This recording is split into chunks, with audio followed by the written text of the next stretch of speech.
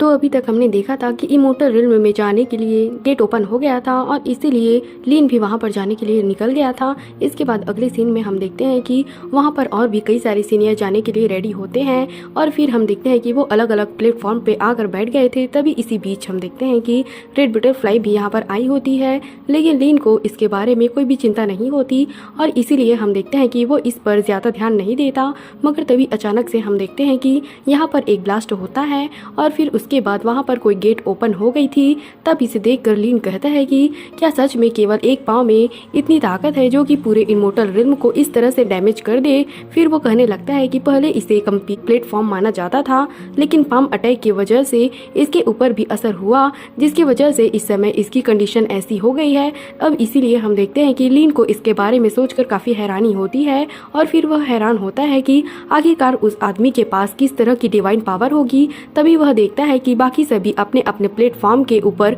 Restriction को लगाने लगे हैं, इसलिए अब लीन भी इसके लिए रेडी हो गया था और फिर कहता है कि उसके बाद मुझे इसमें रिकवरी फॉर्मेशन को लगाना होगा, ताकि अगर इस तरह से मैं इमोर्टल रिल्म में इंजर्ड भी हो गया तो उसके बाद भी वहां से आने पर मैं अपनी कंडीशन को जल्दी से सही कर सकूं। फिर वो कहने लगता है कि मैंने ऐसा नहीं सोचा था कि इस प्लेटफॉर्म के ऊपर ऐसा फंक्शन होगा। मगर तभी इसी बीच हम देखते हैं कि यहाँ पर एक और लड़का आ गया था जो एक सीनियर से कहने लगता है कि तुम इस प्लेटफॉर्म को छोड़ दो और इसके अलावा तुम किसी दूसरे प्लेटफॉर्म को ले लो। लेकिन तभी हम देखते हैं कि इसके बारे में सुनते ही वो सीनियर इसके ऊपर काफी गुस्सा हो गया था, इसलिए हम देखते हैं कि वो तुरंत इसे अपने पावर का जला दिखाने के लिए रेडी हो जाता है, जिसे देखते ही उस लड़के की हालत भी काफी ज्यादा खराब हो गई थी और फिर वो समझ जाता है कि ये तो असल में जॉइंट डीमन क्लेन से है। अब इसीलिए हम देखते हैं कि वो तुरंत इसके सामने से हट जाता है, लेकिन तभी रेड बटरफ्लाई भी अपने आइस पावर का यूज करने के लिए रेडी हो गई थी और फिर हम देखते हैं कि वो इसे जान से मारने की धमकी देती है। तभी उसे पता चलता है कि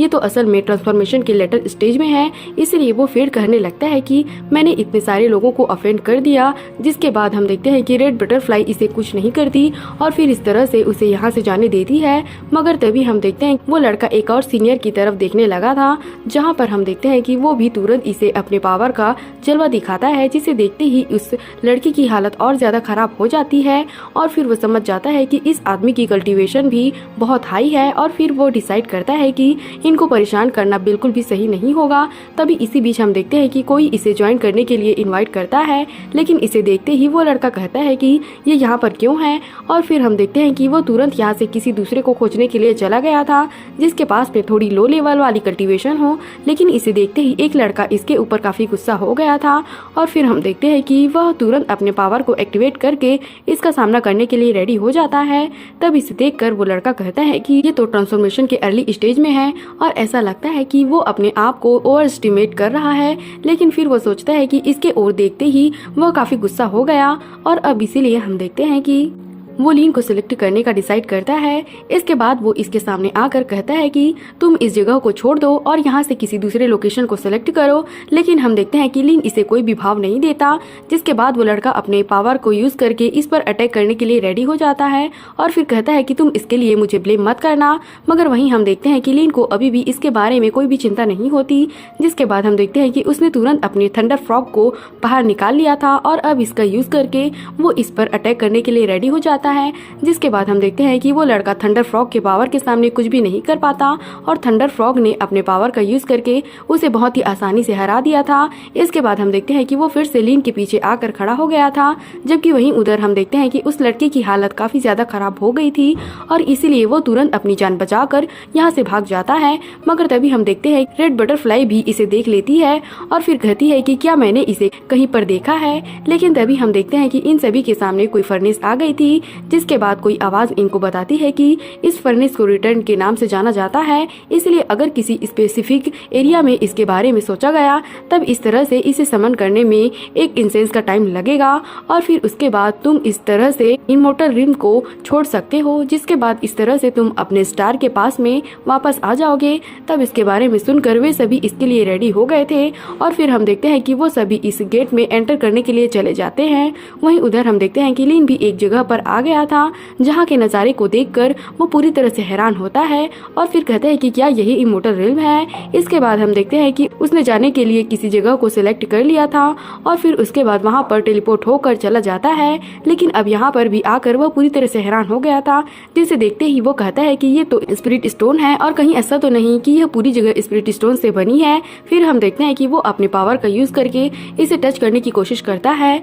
लेकिन ऐसा करते ही वो चीज यहाँ से गायब हो जाती है। तब इस पर लीन कहता है कि ये तो बहुत ही अफसोस की बात है, लेकिन फिर भी जब यह जगह पूरी तरह से सही होगा तब उस समय वह कितना शानदार होगा। फिर वो कहने लगता है कि यहाँ का ऑरा हेवन और अर्थ की स्पिरिचुअल एनर्जी से भी कई गुना ज्यादा प्योर है, लेकिन फिर भी किसने सोचा होगा कि इमोर्टल रिल्म एक दिन इस तरह से बर्बाद हो जाएगा। फिर वो कहने लगता है कि इमोर्टल रिल्म की ऑरा भी अब यहाँ से गायब होने वाली है, इसलिए आखिरकार वो किस तरह की डिवाइन पावर होगी जिसने कि इमोर्टल पैलेस को इस तरह से बर्बाद कर दिया होगा। मगर अभी भी हम देखते हैं कि उसे इसके बारे में कुछ भी समझ में नहीं आ रहा था और इसीलिए वो भी सोचने लगता है कि आखिरकार उस समय यहाँ पर क्या हुआ होगा। इसके बाद हम देखते हैं कि वो इसी तरह से इस जगह में घूमने लगा था और फिर कुछ दिन के बाद वो 5th इमोर्टल किंग के रेन में आता है, जहाँ पर उसके सामने सेलेस्टियल हुआ सियान का एक मॉन्यूमेंट भी लगा हुआ था। वहीं उधर हम देखते हैं कि लीगू भी इस बात से पूरी तरह से हैरान होता है और फिर कहने लगता है कि केवल एक इमोर्टल का पैलेस इतना ज्यादा लग्जरियस है तो फिर इमोर्टल किंग का पैलेस कितना ज्यादा शानदार होगा।